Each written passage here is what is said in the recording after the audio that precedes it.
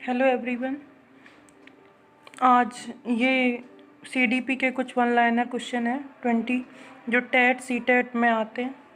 तो आज हम लोग देखेंगे one liner questions of CDP, यानी कि चाइल्ड डेवलपमेंट एंड पेडागोगी के जो आते हैं, बाल विकास के क्वेश्चन वो।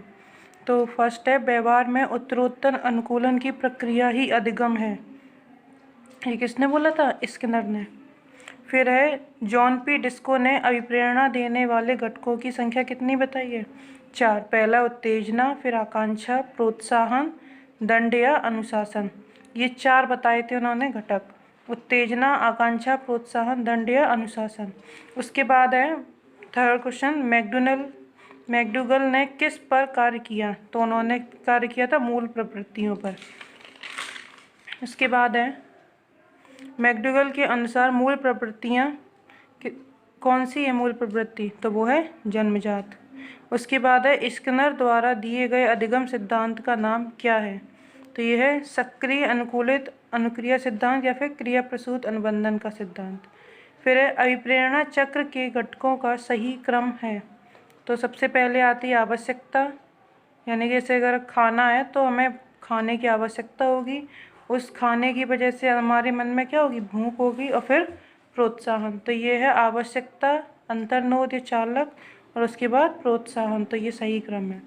फिर है 3R क्या? ये क्वेश्चन पूछा जाता है 3R क्या है? तो वो है पढ़ना, लिखना और गणित। ये है 3R का मतलब। फिर है, नर्सरी स्कूलों के प्रारंभकर्ता कौन थे? तो नर्सरी स्कूलों के प्रारंभकर्ता है फ्रोबेल। उसके बाद है, ऑपरेशन ब्लैक बोर्ड की शुरुआत कब हुई थी? तो ये था 1986। उसके बाद है, एनसीटीई की स्थापना ये हुई थी 1973 में, 1973। उसके बाद है, नवोदय विद्यालय का गठन जिसमें 75% होते हैं ग्रामीण और 25% होते हैं शहरी मेधावी छात्रों के लिए किया गया था। ऑपरेशन ब्लैक बोर्ड में 2 शिक्षक और 2 कमरे का प्रावधान है, यानी कि ऑपरेशन ब्लैक बोर्ड जो बच्चों की शिक्षा से रिलेटेड है, उसमें कम से कम प्रत्येक स्कूल में 2 शिक्षक और 2 कमरे होने आवश्यक हैं। इसी में नेक्स्ट है, ऑपरेशन ब्लैक बोर्ड किससे संबंधित है? ये प्राथमिक विद्यालयों में न्यूनतम सुविधाओं से संबंधित है, यानी कि जो प्राथमिक विद्यालय हैं उनमें कम से कम 2 शिक्षक होने चाहिए और 2 कमरे होने चाहिए। उसके बाद है, डाइट का गठन प्राइमरी के लिए किया गया था। जो डाइट है ये प्राइमरी स्कूल्स के लिए है। फिर डाइट की स्थापना 1987 में हुई थी। किसी कक्षा में सर्वाधिक महत्वपूर्ण स्थान छात्रों का होता है।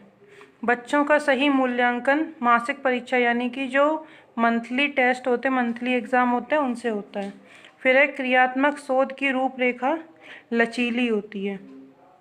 क्रियात्मक अनुसंधान का प्रयोग शिक्षा में करने का श्रेय किसे जाता है? स्टीफन एम कोरे को।